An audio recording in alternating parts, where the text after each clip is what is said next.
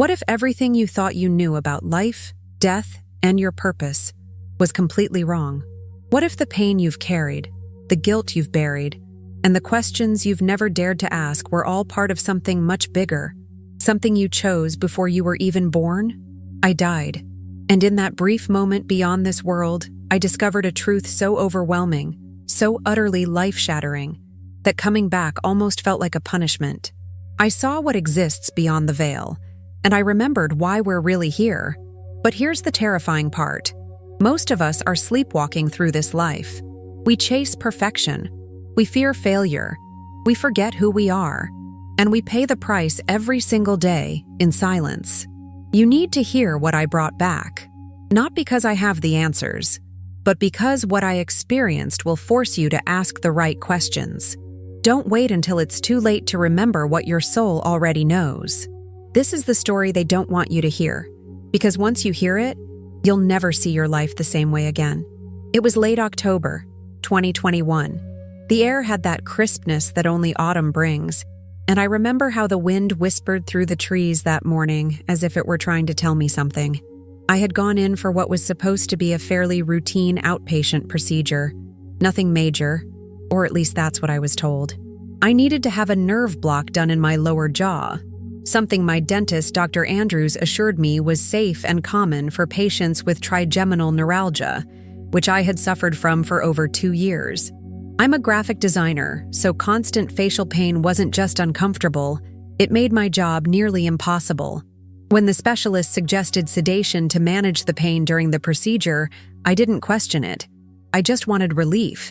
But I remember something strange even before the sedative fully took hold. As I sat back in the reclining chair, with the lights dimming overhead and that sharp scent of antiseptic in the air, I started feeling separated. Not dizzy, not drowsy. It was as though my breath began to echo through me. I could hear it louder than usual, deep, deliberate, and with each inhale, it felt like my chest rose higher than my physical body. With each exhale, it came back down, almost like I was tethered to something invisible that was trying to pull me upward. There was a subtle pressure building in my chest. Not painful, just wrong, unnatural. I should have said something. I should have told the nurse or asked the doctor to stop. But I didn't. I thought, maybe this is how it's supposed to feel. Maybe I'm just nervous. And then it happened. I don't remember closing my eyes. I don't remember a specific moment of letting go. 1 second I was in the chair, trying to breathe through the strange sensation, and the next, I was looking at myself. From above. I know how insane that sounds. I've spent most of my life being the rational one, the one who needed data and facts and proof before believing anything. But there I was, floating, effortlessly, without fear, watching my own body from the ceiling of the procedure room. I could see Dr. Andrews leaning over me, checking something on the monitor. I could hear the nurse humming to herself, completely unaware of what had just happened. And then it hit me like a wave. Am I dead? The thought didn't come with panic. It wasn't fear. It was curiosity. It was recognition. Not like something new, but something deeply familiar that I had forgotten for a long, long time. The me that was up there, hovering, aware, did not feel any attachment to the body in the chair. In fact, I felt more real in that moment than I ever had in my physical form. It was like waking up from a long, confusing dream and remembering who you are. What struck me the most was that I didn't say what happened to her. I said, "What am I doing up here?" That simple sentence changed everything. It meant that I already knew, instinctively, that this version of me, the one looking down, was the true version. The observer, not the observed. The soul, not the vessel. The awareness, not the avatar. And in that awareness came the floodgates. Suddenly, I wasn't just seeing the room. I was inside every corner of it. I could feel the coolness of the metal on the instruments. I could sense the soft static in the overhead light fixture. I was everywhere. And yet, I was still completely me. Then something shifted. Not a movement, but a pulling. Like a current began to draw me away from the room, away from the scene entirely. It felt like passing through a membrane, like slipping out of one layer of reality and into another. One moment I was in the ceiling, and the next I was nowhere. And yet, I had never felt more present. What I entered is impossible to describe in literal terms. Words fail, and yet I'll try. It was dark, but not the kind of dark that scares you. It was soft and warm and somehow alive. A void, but not empty. It was filled with everything that didn't need to be seen, only felt. And in that space, I experienced something I will spend the rest of my life trying to articulate: the total collapse of time. I was no longer moving through moments. Everything was now, all at once, forever. In this space where time had dissolved, I no longer thought in words. Thoughts came as full truths, entire understandings downloaded all at once. There was no need to ask a question. The answer was already embedded in my awareness, arriving the moment the curiosity surfaced. And with it came this overwhelming clarity. We're not here to learn lessons the way we think. We're not being judged. We're not failing. We're just experiencing. The place I was in, what I later started calling the silence, wasn't silent in the way we understand silence. It was complete, whole. It was the absence of all chaos, all noise, all striving. There were no voices, no forms, no light as we know it. But the love was everywhere. It saturated everything. It was everything. I didn't see beings, but I felt presences. Ancient, wise, kind presences that were both part of me and completely other. There was a sense of return, like I had been gone a long time and was finally home. I didn't have a name in that space. I didn't need one. I didn't have a body. Yet I was more me than I had ever been. Imagine stripping away every insecurity, every fear, every ounce of doubt you've ever carried. What's left is who I was in that moment. Pure essence, pure awareness. And I remembered things I didn't even know I had forgotten. I remembered what it felt like to be connected to everything, to belong without trying, to exist without shame or striving. One of the most profound realizations was this: nothing here is permanent, and nothing is wasted. Every moment, every tear, every mistake, it all feeds into something much larger than we can perceive. I understood that our physical bodies are not prisons. They're tools. They're how our soul touches the material, how it explores, tastes, cries, loves, and even stumbles. And none of those experiences are wrong. They're just experiences. Our soul doesn't divide them into good or bad. It just receives, feels, evolves. I also understood that we don't become part of the whole when we die. We remember that we've always been part of it. There is no separation, only the illusion of it. I could feel the awareness of others, not just humans, but animals, plants, even things we don't yet have words for. It was as if every conscious being was a note in a divine symphony, unique, but never alone, always connected, always contributing. And then something unexpected happened. As I moved through this space of knowing and connection, I became aware of my life, my earth life, not as a timeline, but as a living energy. I could feel the emotions I had experienced, not just the surface ones, but the buried ones. The guilt I carried for things I never forgave myself for. The grief I thought I had moved past but hadn't.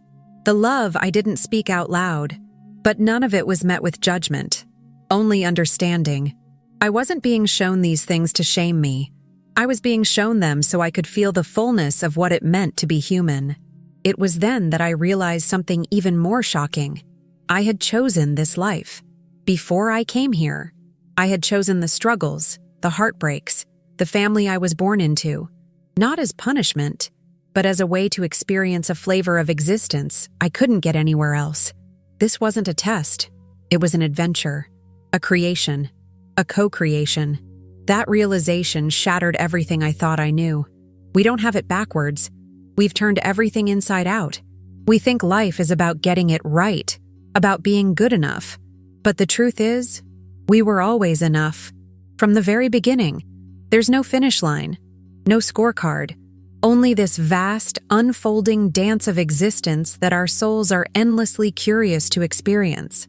And if you've made it this far, I want to thank you, truly, for being here, listening to this.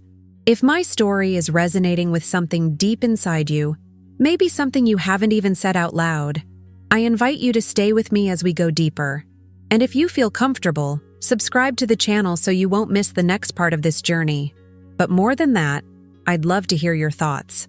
What does this stir in you?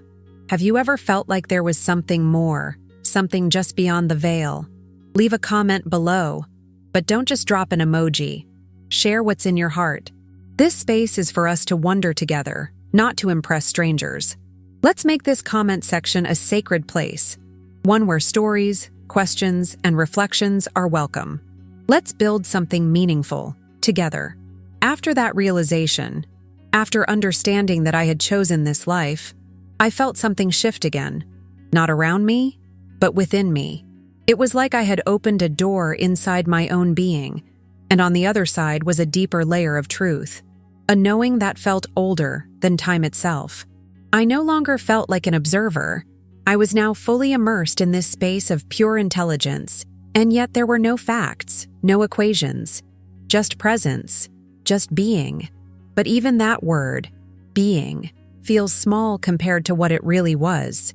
It was as if I had become awareness itself. I began to perceive things in ways that I didn't even know were possible. Imagine being able to see in every direction at once, not just physically, but emotionally and spiritually. I could feel events, not just witness them. I could inhabit moments, move through them, and absorb their meaning instantly. And it wasn't just my life I was aware of. I could feel others, people I didn't know, stories I had never lived but somehow remembered, lives that were still unfolding, and others that had long passed, all existing in the same eternal now.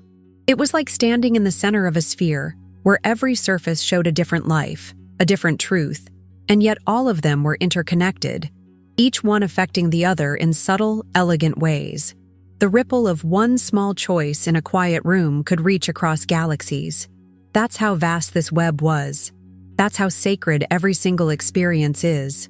What stunned me the most was how much love was at the core of it all. Not the kind of love we talk about casually down here. Not the romanticized or idealized version. Not even familial or conditional love. This love was foundational, structural. It was the raw force behind everything. The building block of the universe. And I don't mean that metaphorically. I mean that quite literally. It was as if love was the code, the vibration, the substance from which everything else arose. And in that love, there was no shame. None. That floored me. Because here, in our human lives, we carry shame like a second skin. We doubt, we judge, we silence ourselves. We edit our truths and perform for each other in hopes of belonging. But there, in that dimension, or whatever you want to call it, there was no hiding. And not because you couldn't hide, but because there was no need to. There was no threat, no hierarchy, no proving. You were seen, entirely, and still fully loved, not despite your scars, but because of them. They were part of your beauty. I began to remember my essence, not just from this life, but from before. I remembered that I had been many things before this woman named Claire. I had been a healer, a mother, a teacher. I had lived in different bodies, under different skies, speaking different languages. But always, I was seeking this return, this reconnection to the whole. And every life, every form I took, brought me closer to remembering that the separation was never real. It was part of the design, a necessary illusion for the soul to expand. And then I was taken deeper. It's difficult to describe the transition. It wasn't a journey in space.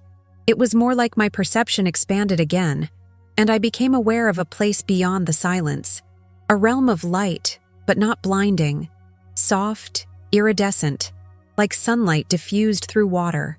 I couldn't see with eyes, but I could perceive with what felt like my entire being.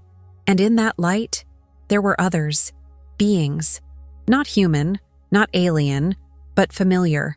Their presence felt like music that I had always known. They radiated wisdom and gentleness, And when they communicated, it wasn't with words. It was with vibration, with feeling. The message was immediate and undeniable. You are safe. You are loved. You are never alone. One of them moved closer, not physically, but in essence, and I felt myself being shown something. A tapestry, not woven of thread, but of energy. And on that tapestry was my life, not just the events, but the intentions behind them, the effects they had on others, and the truths that had remained unseen. It wasn't a judgment. It wasn't a test. It was a gift, an invitation to witness the artistry of my own existence, the beauty of my choices, even the ones I thought were failures, especially those. And I wept, not with sadness, but with awe, with gratitude, because for the first time, I saw my life as it truly was, sacred, deliberate, and more beautiful than I had ever dared to believe. As I stood, or rather existed, before that living tapestry, time continued to melt away, revealing the vast interconnections I had never imagined while confined to a physical body. Every thread shimmered with meaning. There were strands representing moments I had long forgotten, a kind word to a stranger, a small sacrifice made in silence, a gesture of forgiveness I never knew was received. Each one had ripples, radiating outward, touching others, changing timelines ever so slightly. In that realm, the smallest acts held more weight than the grand accomplishments I once thought were so important. It became clear that nothing is truly small. Nothing is meaningless. The way you smile at someone, the way you pause to truly listen, the way you carry someone's burden for just a moment, it all matters. It all echoes. I saw how one moment of compassion could alter the course of a life 2 continents away. And I saw how a careless word, spoken in haste or pain, could fracture someone's sense of self. But again, there was no judgment here, only understanding. Every action, every thought, every feeling was part of a much greater movement, like the way a single note fits into a symphony. Off-key or not, it still belongs. It still contributes. Then, just as I was absorbing that truth, I felt myself being pulled, gently but firmly, into yet another level of awareness, like diving into deeper waters, where the pressure intensifies, but so does the clarity. The light became more vibrant, and so did the presence of the beings around me. I still couldn't see them with form, but their essence grew more distinct. They didn't speak in sentences. They didn't explain. They radiated, and in their radiance came truth. And this next truth struck me harder than anything before. We come here to forget. It wasn't said with sorrow, but with reverence. I understood that forgetting, this amnesia we all carry about who we really are, is not a mistake. It's part of the sacred contract. If we remembered everything from the start, how loved we are, how connected, how infinite, we wouldn't be able to experience life the way we do now. We wouldn't feel the stretch of longing, the ache of searching, the beauty of rediscovery. Forgetting allows for the journey, and the journey is everything. And yet, within the forgetting, there are always clues. Moments of déjà vu, strange dreams, profound love, unexplainable peace. They're all echoes from the other side, calling us back. Reminders that the veil isn't as thick as we think. That, even in our most isolated moments, the thread of connection is never truly broken. The beings surrounded me, not to teach, but to remind. And the reminders came like waves. I was shown lives, not just mine, but lives that were connected to mine in ways I had never seen.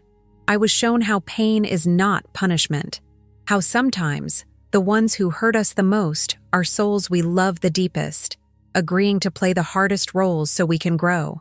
That, too, shattered me, because in this light, even betrayal was transformed into something sacred.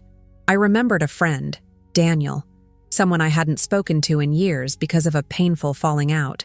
In this realm, I could feel his soul, not the version I had argued with, but the real him, the core. And I wept again, because I saw how much love had always been between us. Even in the silence, even in the hurt, I understood that souls don't hold grudges. Only humans do. And I felt his forgiveness, not spoken, but known. Just like that, the heaviness I had carried for years dissolved like mist. Everything was lighter here, truer, more whole. Even the parts of myself I had tried to hide, the fear, the insecurity, the doubt, they were embraced with the same warmth as my strengths. Because here, nothing is rejected. All is welcomed. All is used. It made me realize how much energy I had spent trying to be enough down there. How I had measured myself against false standards and invisible finish lines. Here, none of that existed. There was no race, no ladder, no need to compete or prove, only to be. And being, in its purest form, is more than enough. In that stillness, I began to sense the presence of what I can only describe as a higher intelligence. It wasn't distant or commanding. It didn't demand worship or obedience.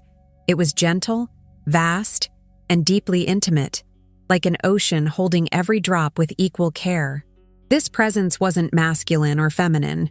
It was simply complete. There was no hierarchy, no sense of rank or worthiness. I didn't feel small in front of it. I felt seen, entirely. Every thought, every doubt, every moment I had hidden even from myself. It was all visible. And still, I was wrapped in absolute love. This intelligence didn't speak with a voice. It spoke through knowing. It poured itself into me, and I into it, as if we had always been part of the same flame. And it showed me something I wasn't prepared for. It showed me Earth, not from space or through some distant lens, but intimately. I saw people, faces, strangers, children playing in puddles, a woman sitting alone in a park, crying quietly into her hands, a man yelling in traffic, frustration steaming off him like smoke. I saw it all not as chaos, but as sacred movement, as the soul's dance. And then I saw myself, not just one version of me, but all the versions. The child who hid under the blankets from nightmares, the teenager who searched the stars, asking questions no one could answer, the woman who smiled in public but cried in private. All of them still lived inside me, and none of them were broken. Not one. They were learning, reaching, becoming. It was then that I understood the truth that unraveled every belief I had carried. We are not here to be perfect. We are here to experience. To feel the texture of life with all its softness and sharp edges. To lose and find ourselves over and over. And every time we do, we bring a piece of the divine into the physical world. That is the miracle. That is the point. This realization did something to me. It cracked something open. And through that crack, light poured in. Not just the light of understanding, but the light of memory. I remembered the agreements, the conversations made before birth, the soul contracts, the yes I had whispered long before I was ever called Claire. I remembered choosing my parents, not because they would be easy, but because they would be important. I remembered choosing certain challenges, not as punishment, but as sacred catalysts. Every sharp turn, every heartbreak, had a reason. And the reason was growth, expansion, depth. I was shown a moment from my life that I had buried so deeply, I hadn't thought of it in decades. I was 11, sitting on the kitchen floor, my knees pulled to my chest as I tried to block out the sounds of my parents arguing in the other room. I had felt so invisible then, so powerless. But now, from this place, I could feel the soul of that little girl, and she wasn't alone. She had never been. There were presences with her, surrounding her, holding her in ways the physical world never could. And I felt them now, just as I had felt them then, though I hadn't known it at the time. I wept with her, not out of sorrow, but out of recognition, out of love. All around me, the light pulsed like a heartbeat, and I felt myself expand into it. There was no edge to me. I had no skin, no name, no weight. I was not inside the light, I was part of it. We all were. And that was the most profound truth of all. There is no outside, no exile. No one is ever truly lost. Every soul, no matter how far they appear to stray, is still held, still remembered, still loved. I wanted to stay in that space forever. Not because it was painless, though it was, Not because it was beautiful, though it was beyond comprehension, but because it was real, more real than anything I had ever touched or tasted or heard. It was the home I never knew I missed, but even in that perfection, I felt a pull, a whisper in the current. Something was calling me back. The pull was subtle at first, like a change in the direction of the wind, gentle, but undeniable. I didn't want to go. Not because I feared returning to Earth, but because I finally understood what I was part of. Leaving that space felt like closing a book halfway through a sentence you waited your whole life to read. But the calling wasn't harsh. It wasn't a command. It felt more like an invitation, a reminder of a promise I had made before I forgot. The beings around me didn't protest. They didn't try to hold me there. They simply honored the path. I could feel them offering me something, not permission, but blessing, a silent affirmation that said, yes, it's time. And then, in the quiet between moments, I was asked, not with words, but with presence, if I was ready to remember, really remember who I was, and take that knowing back with me. I hesitated, because I knew what would come next.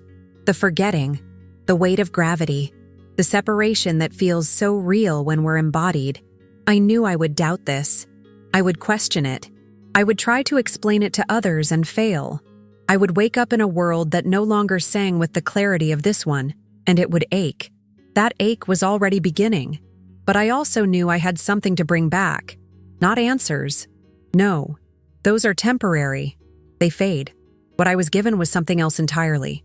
A seed, a knowing, a truth that wouldn't fit into neat sentences or clean philosophies, but it would live in me, breathe through me, touch others, even if I never spoke of it. And that was enough. As I surrendered to the return, I felt one last gift wash over me. It wasn't a vision or a memory. It was presence, a reminder that I was never alone. Not here, not there, not ever. That presence wasn't tied to place or dimension. It was part of me. Accessible always. I just had to listen. And then, like fog lifting from a mirror, I felt the layers begin to fold. The light receded, not because it was leaving me, but because I was descending into a space where it would be harder to see. I wasn't falling. I was returning, carried, cradled, and slowly, so slowly, the weight of the physical began to press in around me again. At first, it was sound, muffled, distant, a voice calling my name.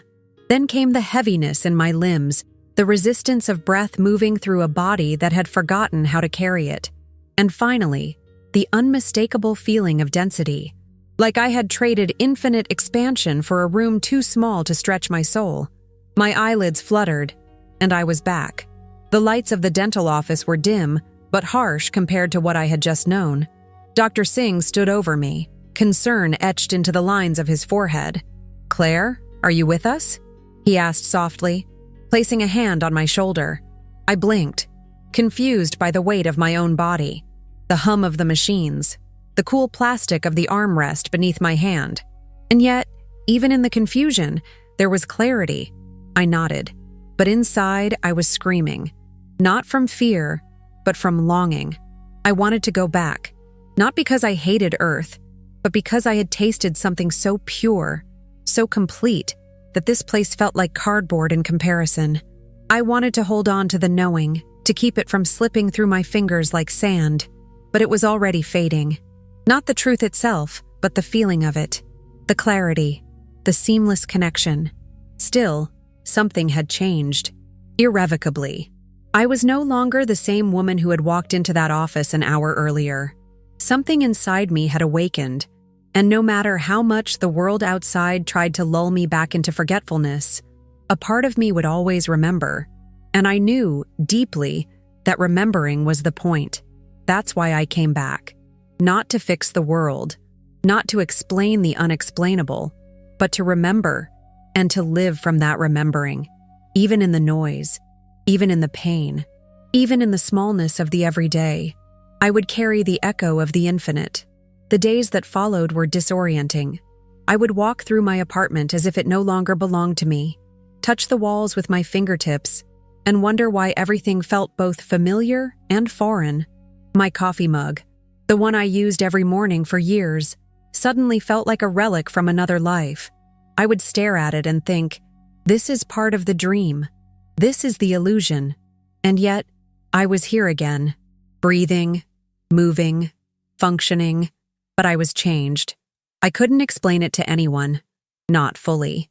When I tried, the words came out too small, too shallow. People would nod politely, maybe smile, maybe ask a question out of curiosity, but I could tell they didn't feel what I felt. How could they?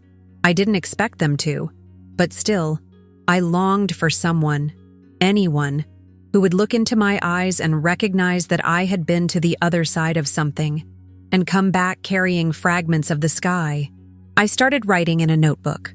At night, when the world quieted, I would fill pages with impressions, half-memories, symbols that had no language but felt necessary. It was like drawing maps to a place I might forget, anchors to a realm that now only visited me in sleep. Sometimes I would wake in tears, not out of sorrow, but from the ache of beauty I couldn't hold on to. It was like waking up from a dream so powerful, you try to fall back asleep just to touch it again. And yet, in all that longing, there was peace, a deeper peace than I had ever known. It didn't come from knowing the answers, it came from knowing there were answers, even if I couldn't access them anymore. And more importantly, from knowing I didn't need them to be okay. I could live without certainty. I could walk this earth knowing that it wasn't all there was, that behind the veil, behind the noise and the chaos, there was a presence that loved me beyond condition. I began to treat people differently, even the ones who irritated me, especially them. I would look into their eyes and try to see not their behavior, but their essence. I remembered what it felt like to be seen completely, and I knew that part of my purpose now was to see others the same way, even when they couldn't see themselves. It wasn't always easy. Some days I would fall back into old habits, get lost in traffic or bills or work stress, but the difference was, I noticed, I caught myself, and instead of shame, I would offer myself grace. That was something the light had taught me. Grace is not earned. It is remembered. One afternoon, maybe a week after the experience, I was walking in the park near my apartment. The trees had begun to turn, their leaves painting the sky in oranges and deep reds. I paused by a bench and watched an old man feed pigeons, his hands slow but deliberate. There was something in his stillness that reminded me of the beings I had met, the way he radiated calm without trying, like the earth itself had settled into him. And I realized something I hadn't thought of until then. The divine is here too, not just in that other realm, not just in the afterlife, but here, in the smallness, in the silence between footsteps, in the laughter of children playing by the fountain, in the woman quietly reading alone on a bench, in the barista who remembers your name. The sacred isn't distant, it's woven into every breath. We just forget, and that's okay. Forgetting is part of the design. But now I knew that remembering, even for a moment, is enough to transform everything. It doesn't take enlightenment. It doesn't take miracles. It only takes a pause, a breath, a softening of the heart. That day, as I walked home, I smiled at strangers. Not because I wanted something in return, but because I saw them. I saw their light, flickering just beneath the surface. Some smiled back. Some looked away. It didn't matter. What mattered was that I had remembered, and in that remembering, I could help others remember too, even if they didn't realize it. Because the truth is, you never come back the same. In the weeks that followed, I began to notice that my perception of time had shifted, not in a dramatic sci-fi kind of way, but in something quieter, more personal. Moments that used to rush past me now asked to be held. The mundane began to shimmer. Washing dishes, for example, became a sort of meditation. I'd feel the warm water over my hands and think, this is what it means to be alive.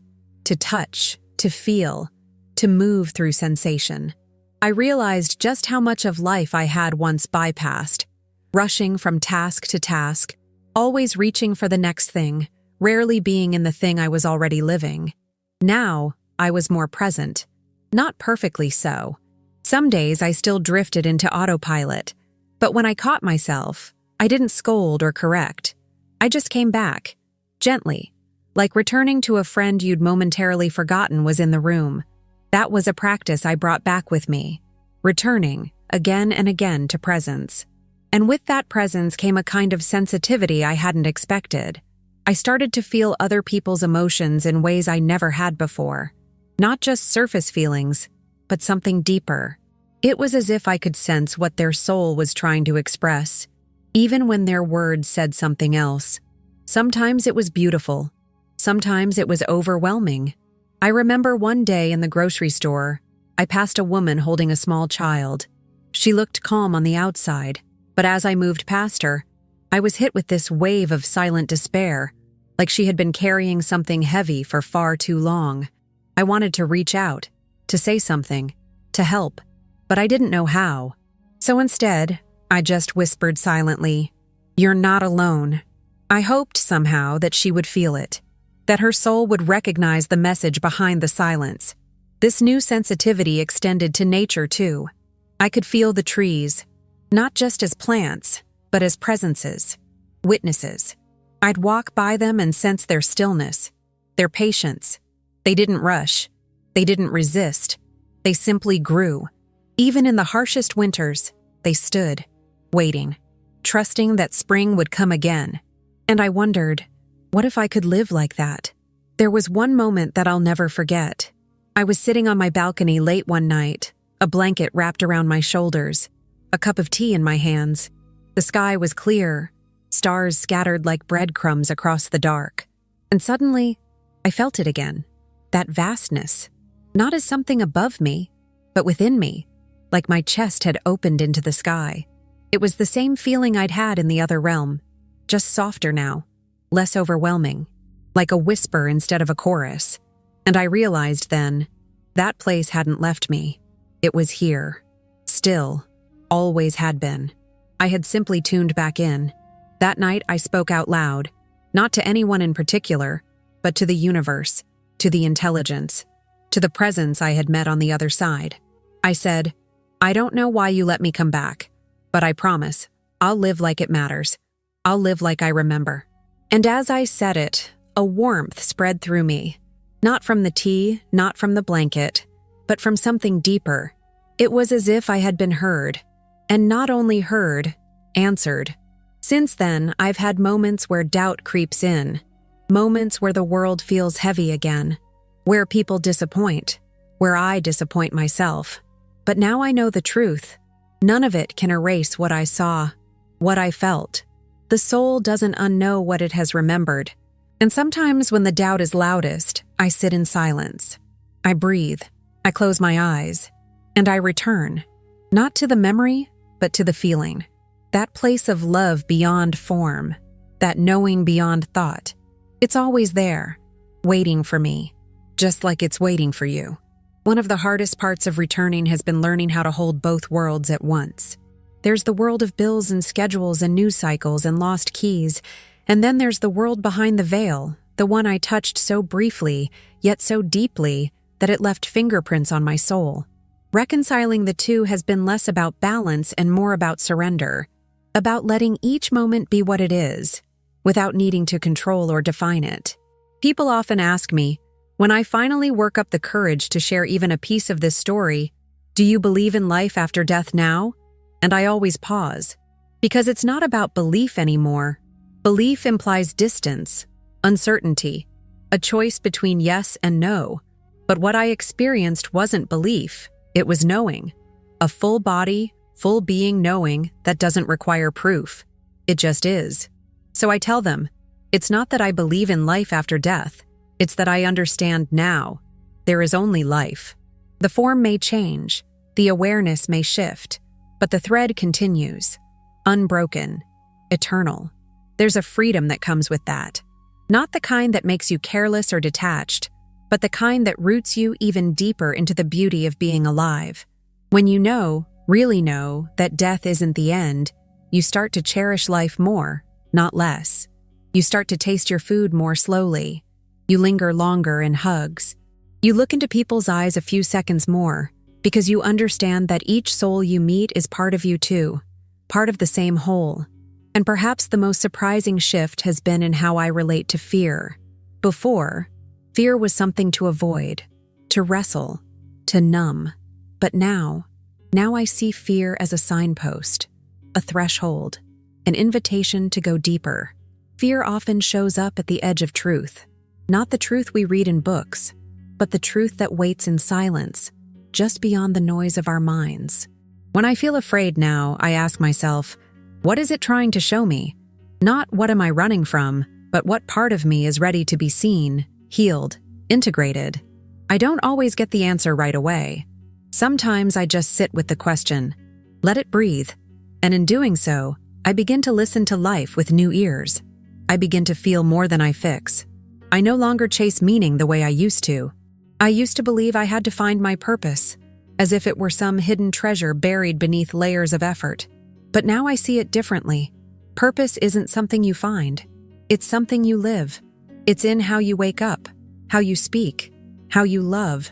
It's in the small choices, the sacred pauses, the gentle courage to keep showing up, even when it's hard.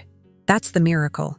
Not that we get it right, but that we're here, that we chose this, that we remembered, even for a moment, what we truly are, and that remembering ripples outward, whether we ever speak of it or not.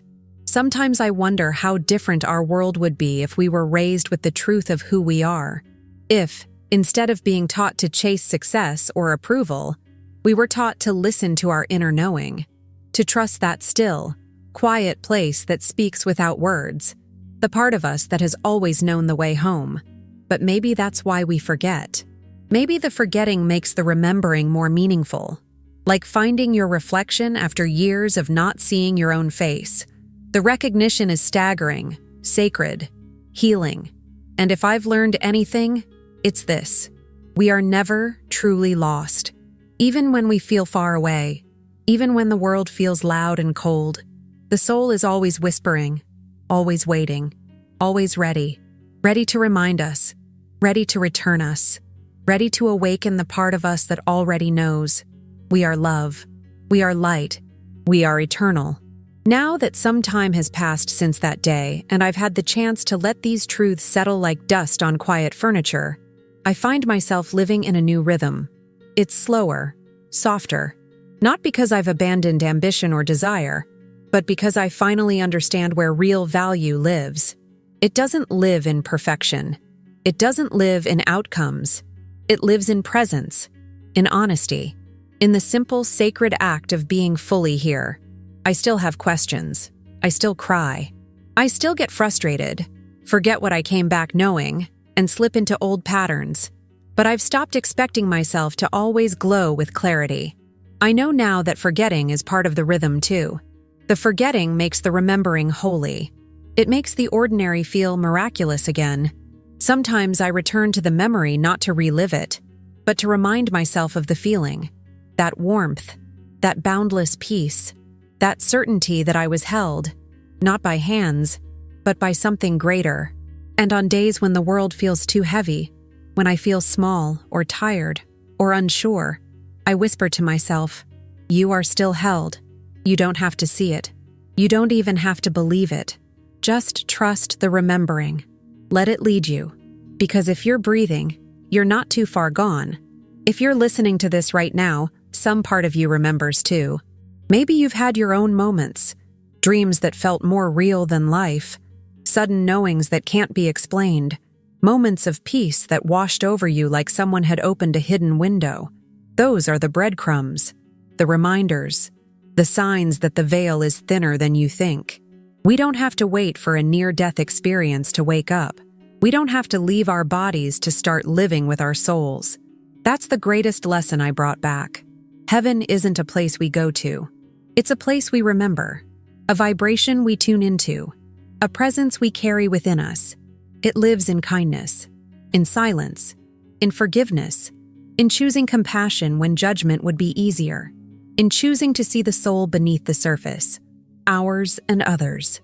This is why I came back, not to tell you what to believe, not to convince you of anything, but to share what I saw, what I felt, and to leave this trace for you, like a candle in the dark, flickering quietly, waiting for you to find your way back to your own knowing, because it's already there, buried under years of noise and fear and forgetting, but it's waiting, patiently. And now I want to ask you something, not as a stranger on a screen, but as a fellow traveler in this human experience. What have you remembered? What part of you whispers when the world is quiet? Have you ever touched something you couldn't explain but couldn't deny? I'd love to hear about it. Truly. If anything in this story has stirred something in you, maybe something you didn't know how to name, I invite you to share it in the comments, not for attention, not for approval, but to contribute your piece to this shared remembering we're all doing together. Your story matters, your soul matters, and your presence here means more than you know. If this journey touched you, even in a small way, I'd be honored if you subscribe to the channel. But more than that, I hope you stay connected, not just with me, but with this community, with yourself, with the truth that you are something eternal, something vast, something made of stars and memory and light. And if you feel called, let others know you were here. Tell us what you took from this story, what stayed with you, what changed, even if just a little. Because stories like this aren't meant to be consumed and forgotten. They're meant to be lived through, to awaken what's already sleeping inside of us. And if you're still here, listening, feeling, remembering, thank you. From the deepest part of my soul, you are loved. You are not alone. And this is just the beginning.